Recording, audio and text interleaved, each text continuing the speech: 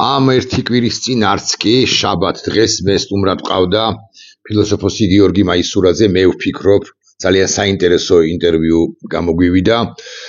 ძალიან საინტერესო რესპონდენტია გიორგი მაისურაძე. კონტექსტში ვყავდა, აქვე გეტყვით, ანუ ჩემს საავტორო გადაცემაში ფორმულაზე კვირა დღეს. დღეს კი ისიც რომ პარასკევია. გიორგიმ იმ ინტერვიუში თქვა ერთი ფრიად საყურადღებო, მე ვფიქრობ ფრიად საყურადღებო, ერთი წინადადება, ერთიც, ორიც და შესაძლოა 7-იც, მოკლედ ერთი აზრი განავითარა. გიორგიმ თქვა რომ ბიზინა ივანიშვილის ერთ-ერთი თუ მთავარი მიზანი არა, ერთ-ერთი მიზანი არის ჩვენი იდენტობის, როგორც ასეთის წაშლა, განადგურება, მოვერანება, ისეთი საზოგადოების ჩამოყალიბება, რომელსაც არც ისტორია ემახსოვრება, არც აწმყოზე იზრუნებს, აწმყოს შექმნაზე და მომავალიც ფეხებზე ეკიდება. არა, ამ სიტყვებით არ უთქვამს, მაგრამ იმგვარი ამოშანთვა უნდა ჩვენი ისტორიისა, კულტურისა, მწერლობისა, ჩვენი იდენტობისთვის მახასიათებელი, იდენტობის მახასიათებელი დარგებისა, რასფეროები, გამოვლინებებისა, რომ უკვე შემდგომ, გარკვეული პერიოდის შემდეგ, როცა უკეთესი მდგომარეობა იქნება ჩვენს ქვეყანაში, აი საზოგადოებაც არ იყოს, ინდივიდიც არ იყოს, ვინც საქართველოს განთავისუფლებაზე იფიქრებს, საქართველოს იდენტობაზე იფიქრებს, საქართველოს თვალსაწიერის გაფართოებაზე იფიქრებს, საქართველოს როლზე იფიქრებს. დიახ, აი პოეტიც კი, პოეტი ოღონდ დიდ პოეტებს გულისხმობ, ხო? ცხადია, არ უნდა იყოს შენი იდენტობის ნაწილი. დაგზაუვალი შენგან თელილი მერანო ჩემო მაინც დარჩება. ესეც კი უნდა ამოშანთოს, ხო, ბარათაშვილი, ვაჟა-ფშაველა, ილია ჭავჭავაძე. და უნდა იყოს ყველაფერი დაფუძნებული, ეს სიტყვა არ უთქვამს, მაგრამ აი მომხვეჭელობაზე, ხორობაზე. მდიდარი ადამიანი უნდა იყოს, მხოლოდ მდიდარი ადამიანი, არავინ არ არის წინააღმდეგი იმისა, რომ მდიდარი ადამიანები იყვნენ ჩვენ საზოგადოებაში, მაგრამ მდიდარი და ამასთან მომხვეჭელი, აი სხვისი უბედურების ხარჯზე გამდიდრებული ადამიანი უნდა იყოს ცენტრი ამ ქვეყნისა. ამ ადამიანების გარშემო უნდა ტრიალებდეს ყველაფერი, რამდენადაც მათ აქვთ ბევრი ფული, რათა ჩვენი იდენტობა კარგი მაგალითიც დაასახელა. მე-11-12 საუკუნეში, როცა სვეტიცხოველს ვაგებდით, ამბობს გიორგი, თქვა გიორგიმ, არავის არ ახსოვს და არც შეიძლება ახსოვდეს, არც შეიძლება იცოდეს ვინ იყო იმ ხანად. ოლიგარქი ხო არ იყო, მაგრამ აი იმ ხანად მდიდარი ადამიანი. ჩვენ გვახსოვს კი არა, ჩვენ ხედავთ სწორედაც რომ სვეტიცხოველს ხუროთ მოძღვარის მიერ აგებულს. და საზოგადოებამ დაივიწყა, აღარ გაიხსენა, აღარ მიაქცია ყურადღება, ისტორიაშიც კი არ ჩაწერა. სვეტიცხოვლის შეიძლება ჩაწერა კიდეც, მაგრამ აი არ ჩაწერა პირები, რომლებიც სხვა დიდ ტაძრებს თუ მაინც და მაინც ტაძარზე ვილაპარაკებთ, აგებდნენ. ვაჟა-ფშაველას სიღარიბეში, მართლაც თბილისის სახელმწიფო უნივერსიტეტის შენობაში, ეხლა რო თბილისის სახელმწიფო უნივერსიტეტია, იქ მოხდა სული, იქ მოკვდა, გარდაიცვალა დიდი ვაჟა-ფშაველა. ვაჟა-ფშაველა ბურჯი და ბურჯი, ხო? ჩვენი არა მხოლოდ პოეზიისა თუ მწერლობისა თუ ლიტერატურისა ზოგადად, ხო? ჩვენი სახელმწიფოს ბურჯი. ვაჟა-ფშაველას ვერ მოესწრო 1918 წლის დამოუკიდებლობის აქტს, მაგრამ ვაჟა-ფშაველაც ილია ჭავჭავაძეს ვინც ვერ მოესწრო, მათზე ვსაუბრობ, ხო, არიან დამფუძნებელი მამები. იმ 3 წლის შემდეგ რომ დადგება ჟამი დამოუკიდებლობისა, დღე დამოუკიდებლობისა, 26 მაისი 1918 წელს. იაკობ გოგებაშვილი, როგორ შეიძლება დამფუძნებელ მამად არ მიიჩნიო, ისიც 1915 წელს მიიცვალა, ხო? აკაკი წერეთელი, მე კი არ მიყვარს, განსაკუთრებულად არ მიყვარს, ხო? განსაკუთრებული, აი საუკეთესოთა შორის საუკეთესო პოეტი სულაც არ მგონია აკაკი წერეთელი, მაგრამ ისიც 1915 წელს ხოშვის ისიც გარდაცვლილი, ხო? არის დამფუძნებელი მამა ჩვენი დამოუკიდებლობისა, ჩვენი რესპუბლიკისა.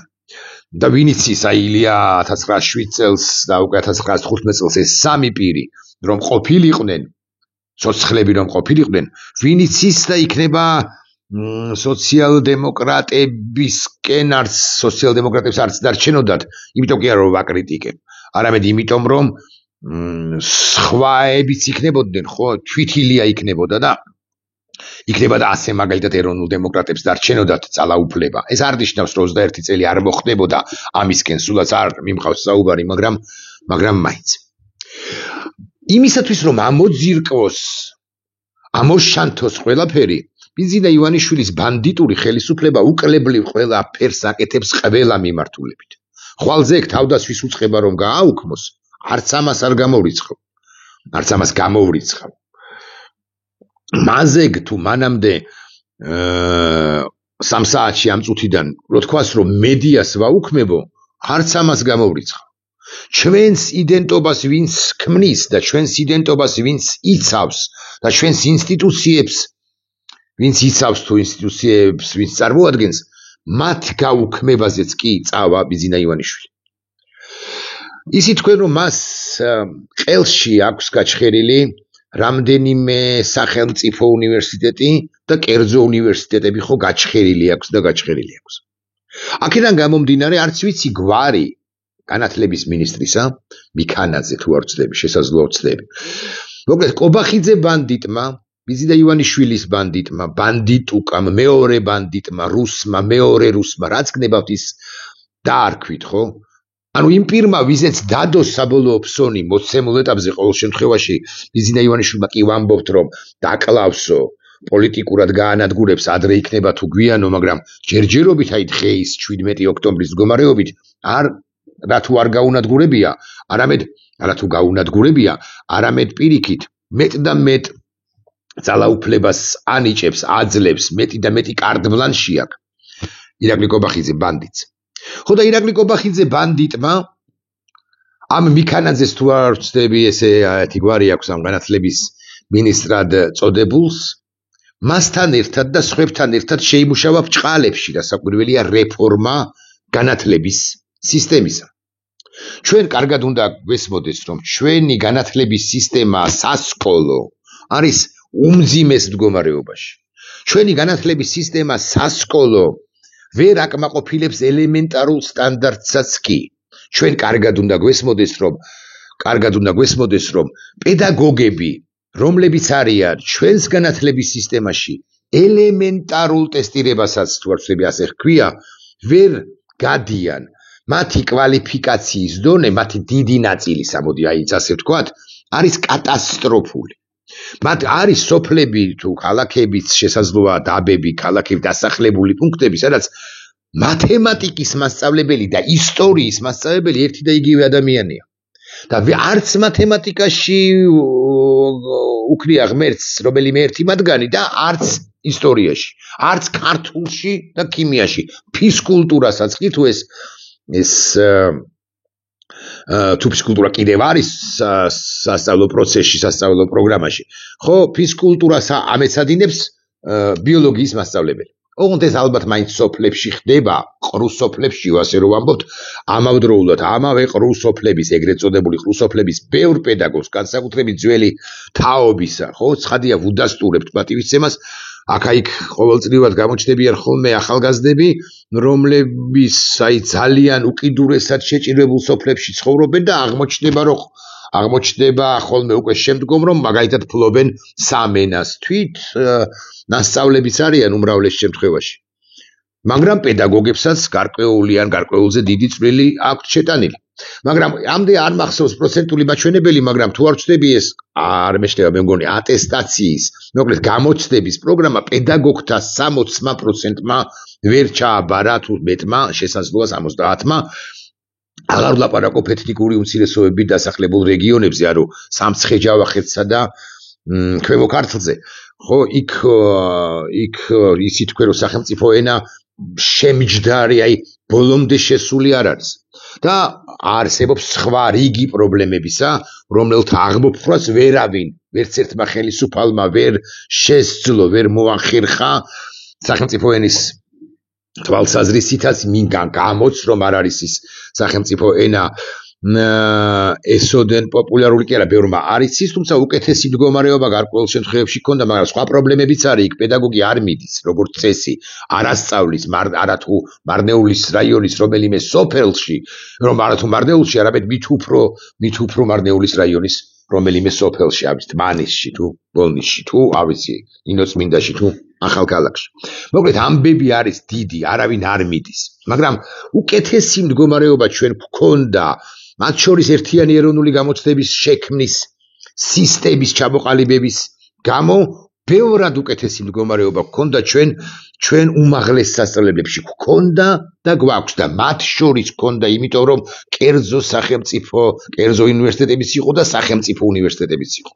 და არ ვიცი, მაგალითად ილიას უნივერსიტეტი, ილიას სახელმწიფო უნივერსიტეტი ნერგავდა და ნერგავს კვლევებს, სწავლის დონეს აუმჯობესებს, ახალ ინოვაციებს ნერგავს, მოკლედ ავტონომიურია, როგორც ასეთი, მიუხედავად იმისა, რომ სახელმწიფოა. და მიდის, ვითარდება ეს უნივერსიტეტი და კერძო უნივერსიტეტებიც ვითარდება. ხო და აი ამ ბანდა ხელისუფლებამ, ცხადია ბიძინა ივანიშვილის ბრძანებით და კიდევ იმიტომ, რომ მისი ტექნოლოგიური უნივერსიტეტი უნდა იყოს და მხოლოდ აი ეს ქუთაისისა, რომელშიც კიდე რა სასწავლიან და რა ბოდვებში არიან, ამაზე აღარ ვილაპარაკოთ. გადაწყვეტილება მიიღოს, რომ შეუტიოს უმაღლესი განათლების სისტემას, სასკოლო განათლებასაც და უმაღლესი განათლების სისტემასაც. და ირაკლი კობახიძე ბანდიტმა ალბათ ის მიქანაძეა, ხო, ან მეშლება, ამიტომ მოდი გვარს აღარ გავიმეორებ და არც ვნახავ, იმიტომ რომ მე ეს ჭიაღუები არ მაინტერესებს. საბოლოო ჯამში კობახიძის გვარიც რომ მამახსოვრდება თუ დამამახსოვრდა, ამაზეც ვწუხვარ. ამ ჭიაღუებმა გამოაცხადეს ეს ეგრეთ წოდებული სასკოლო საგანმანათლებლო, მოდი უფრო ზუსტი რომ ვიყო, საგანმანათლებლო რეფორმა და ამ საგანმანათლებლო ეგრეთ წოდებული რეფორმის ფარგლებში რამდენიმე ინიციატივით გამოდიან. მათ შორის ყველაფერზე მე ვერ ვისაუბრებ ახლა. ვერ ვისაუბრებ მათ შორის, იმიტომ რომ ჩემი ცოდნა კვალიფიკაცია გულახდილი თუ ვიქნები არ ყოფნის ამ ყველაფერს. ანუ განათლების სპეციალისტებმა უნდა ჩაშალონ მუხლ-მუხლ, აბზაც და თქვან რომ აი ამ აბზაცში დაწერილი თუ ჩაწერილი ეს შეცდომა და დანაშაულია იმიტომ. მეორე განათლების მეორე სპეციალისტმა უნდა თქვას, რომ იმ აბზაცში, რასაც ესენი გვთავაზობენ, დანაშაულია ამიტომ და ამიტომ. ამიტომ მე თქვენის დებართვით რაღა ესე დეტალურად ვერ განვიხილავ, არა მარტო არამედ ვერ განვიხილავ. არა მარტო არ განვიხილავ, იმიტომ რომ დიდ დროს წაიღებს, არამედ ვერც განვიხილავ, იმიტომ რომ ჩემი კვალიფიკაცია აშკარად არ ყოფნის ამ ყველაფერს.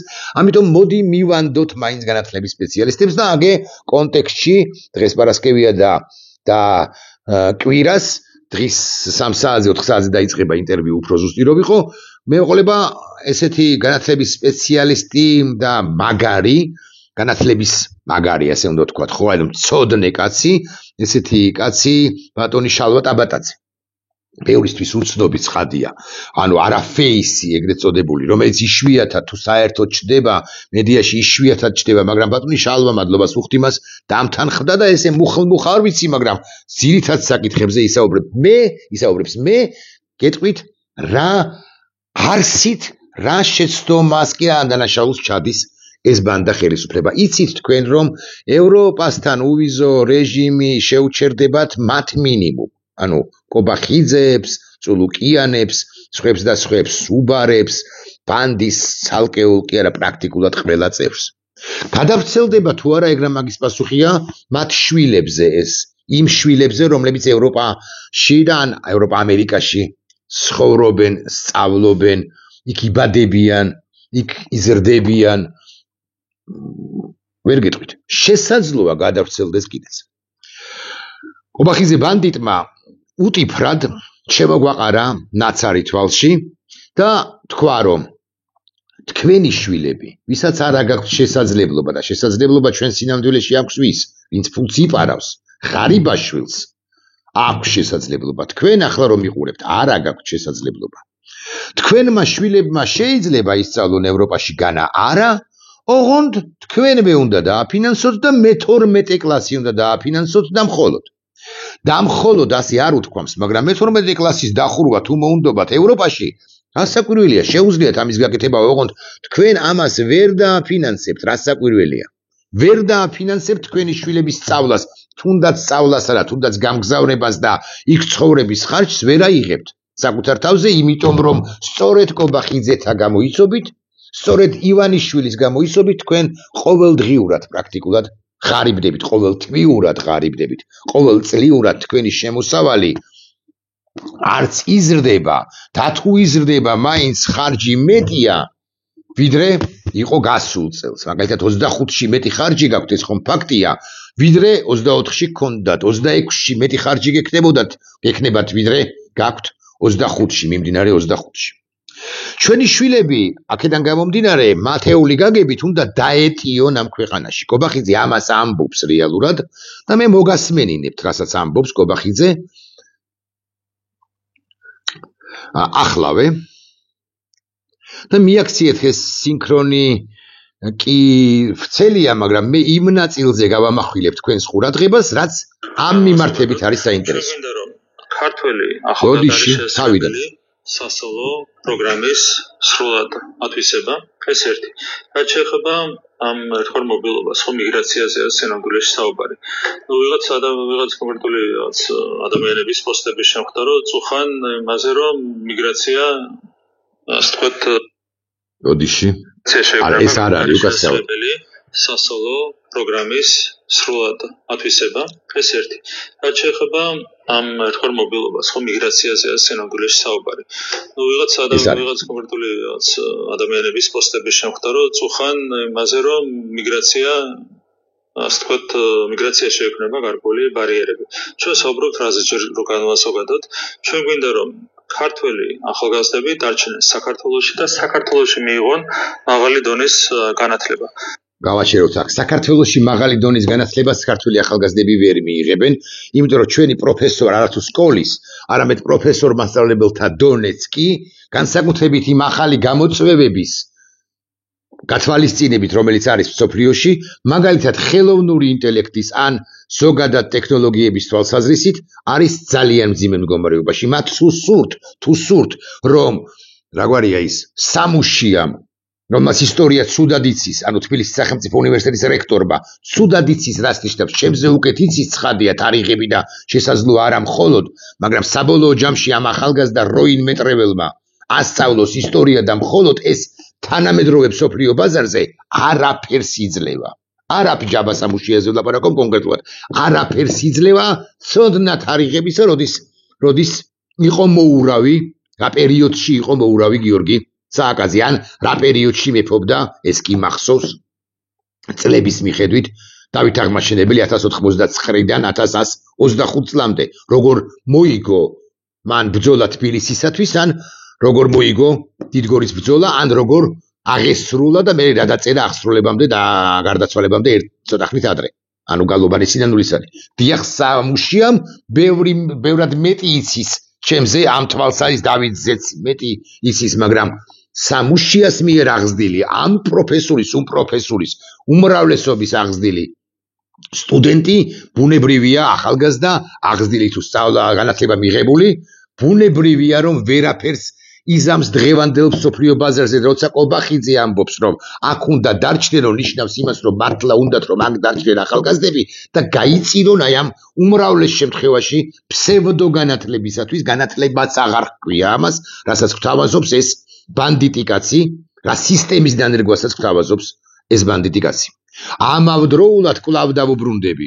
მე არ ვიცი გადავრცელდება თუ არა მის შვილებზე, ან მათ შვილებზე ის რეგულაციები, რომლებსაც მიიღებს ევროპა მათ წინააღმდეგ გარკვეული პერიოდის შემდეგ, ან უვიზოს რო შეგვიჩერებს, ან მათ შეუჩერებს ტარგეტირებულად სულ მინიმუმ. მე არ ვიცი იმათ გამოვაგდებენ თუ არა ბოდიში ბავშვებთან, რასაკვირველია, მაგრამ ზრდასრულებზე ვაქვს ლაპარაკი. და აქედან გამომდინარე სულაც აღარ მერიდება ამ სიტყვის წარმოთქმა, მაგრამ რომ არ გამოუშვან, ეს გენიშნავს იმას, რომ გარკვეული პერიოდის შემდეგ ესენი ფულსაც გადაიხდიან, მაგალითად კობახიძეს ყავს არასრულწლოვანი შვილები, გადაიხდიან ფულს და გაუშვებენ საფრანგეთსა თუ ბრიტანეთსა თუ ევროპის ნებისმიერ სახელმწიფოში და თქვენი შვილები კი დარჩებიან სწავლა მიუღებელნი, განათლება არ ექნებათ მიღებული განათლება ისეთი განსაკუთრებით, რომელიც ესოდენ საჭიროა ჩვენს დღევანდელ პერიოდში და დღევანდელ ეპოქაში. ეს ხო კარგად გვესმის, განვაგრძოთ მისი მოსმენა. ადამიანს რო ქართველები წავიდნენ, ბრალად ქვეყნიდან მithumetes რომ ბუნებრივი მოვლენა, როდესაც ახალგაზრდები მიდიან საზღვარგარეთ სასწავლებლად, მithumetes პირველი კურსიდან მათი დიდი ნაწილი რჩება საცხოვრებლად საზღვარგარეთ. რატომ უნდა წავახალისოთ ხელოვნურად მიგრაცია? მათი დიდი ნაწილი ხელოვნურად საზღვარგარეთ რჩება დიდი ნაწილი, იმიტომ რომ აქ ბანდიტების ქვეყანა შექმნა ბიზინა ივანიშვილმა.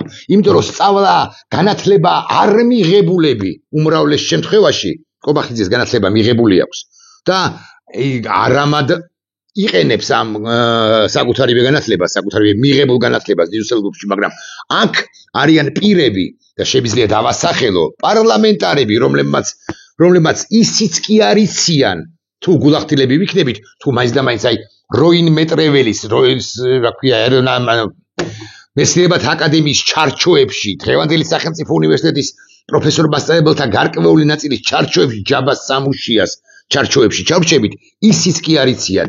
აქაურმა პარლამენტართა დიდმა ნაწილმა როდის აი ხსენებული დავით აღმაშენებელი, რომელ წლებში კი არა, რომელ საუკუნეში მეფობდა, თუ არა და ჩავატაროთ ტესტი. ლადო კახაძე ამაზე გვიპასუხებს, მაგრამ მე არა ვარ დარწმუნებული, რომ ტალახაძე თუ პეტრიაშვილი გენო ამაზე მიპასუხებელი. ის ერთი ძალიან კარგი, აქვია ქართულად არ ვიცი, ხო, ეგრეთ წოდებული ძელი, შტანგა მოკლედ, რომ სწევდა და კარგად სწევდა, ვერასოდეს ვერ ასწევს, ვერც კობახიძე, ვერც ტაბლიაშვილი და ვერც ლადო კახაძე ერთად იმდენ კილოგრამს, რამდენსაც სწევდა ცალი თითით ტალახაძე, მაგრამ ის დეპუტატობას არ იმსახურებდა და ამგვარები ყავს. ოღონდ ტალახაძის შვილი არც ვიცი, ყავს თუ არა და ალბათ ყავს, ტალახაძის შვილი ისწავლის ამერიკა ევროპაში, ხოლო ღარიბაშვილის შვილი მით უმეტეს ისწავლის, ანუ კობახიძის წინამორბედისა, იმიტომ რომ ღარიბაშვილმა ბევრი დაღაპა და თქვენი შვილი ვერ წავა ვერც ევროპაში და ვერც შეერთებულ შტატებში მოусვინოთ ისევ და ისევ ბანდიტს. ჩვენ არავითარ ბარიერს არ გვქონდა. მანდ შეიძლება თავისუფლად გამოსავლის მოძიება, თუ ვინმეს უნდა 12 წლის დახურვა შეიძლება ქვეყანაში კი შექმნათ ამის შესახებ.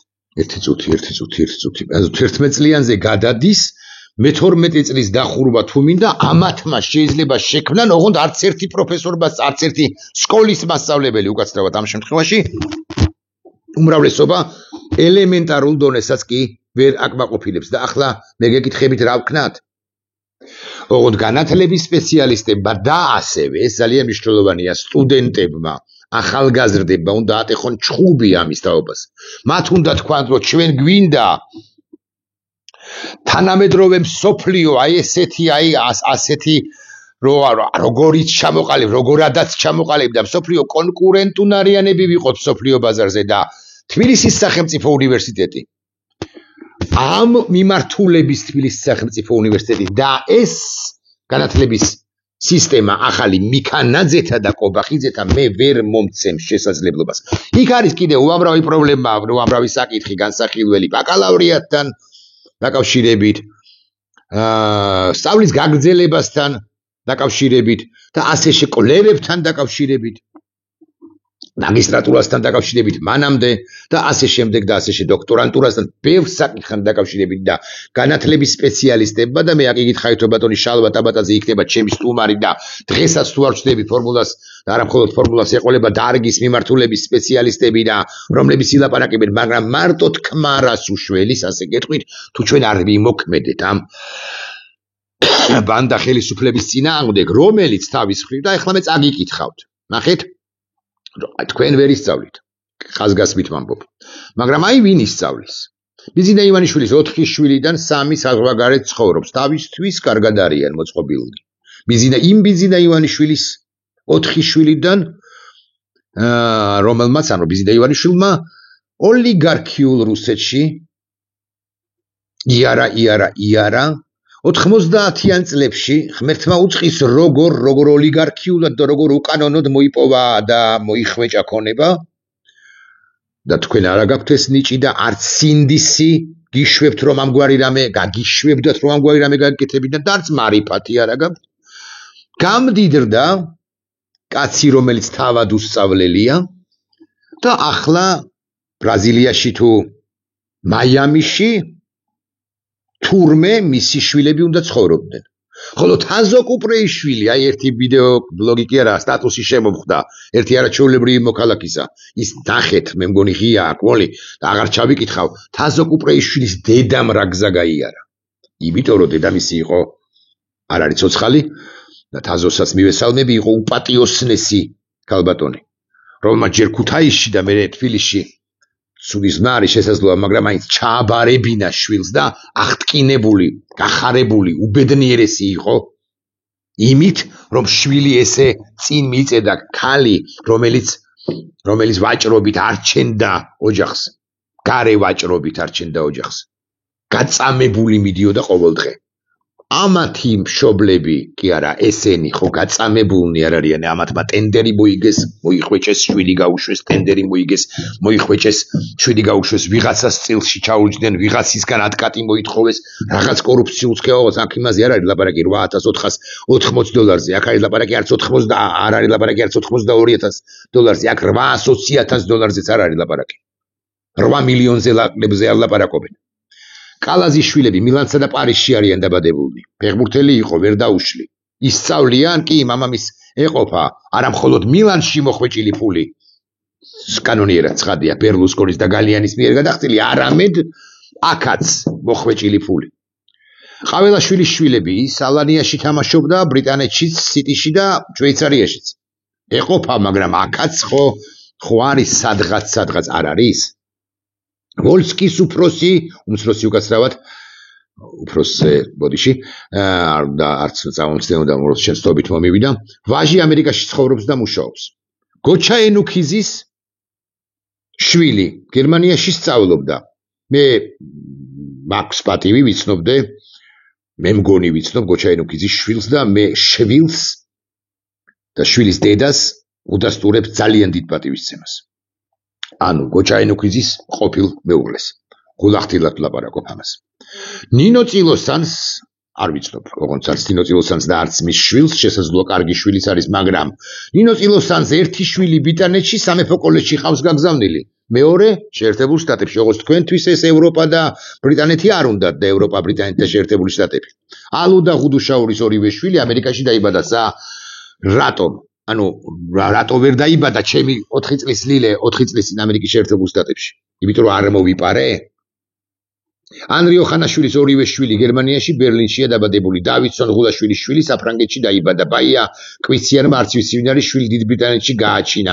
ირაკლი ღარიბაშვილმა შვილი ამერიკაში პენსილვანიის უნივერსიტეტში გაუშვა სასწავლებლად. თეა წულუკიანმა და კახა კალაძემ შვილები ფრანგულ ძვილადღირებულ სკოლებში მიიყვანეს. თეა წულუკიანმა ინტერვიუში განაცხადა, იმ თავითვე გადაწყვეტილი მაქვს, რომ ჩემი შვილი ევროპაში ისწავლისო.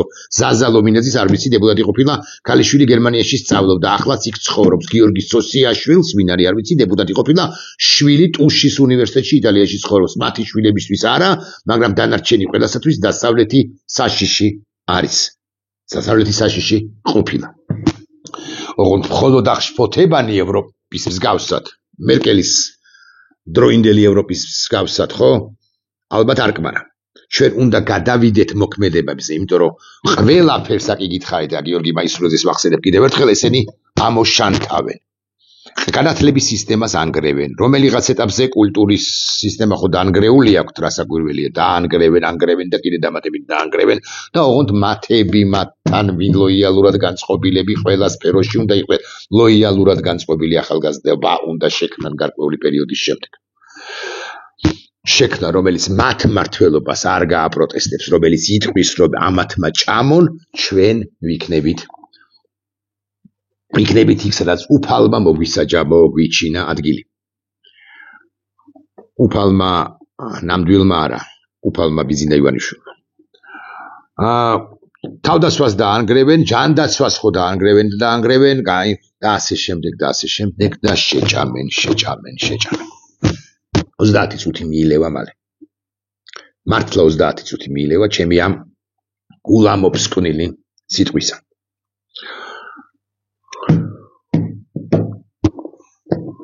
მოქმედებაა საჭირო, ძვირფასო, მაყურებელო. 5000 მაკაცმა რო ნახოს ეს ვიდეო ბლოგი, მე ბედნიერი ვიქნები.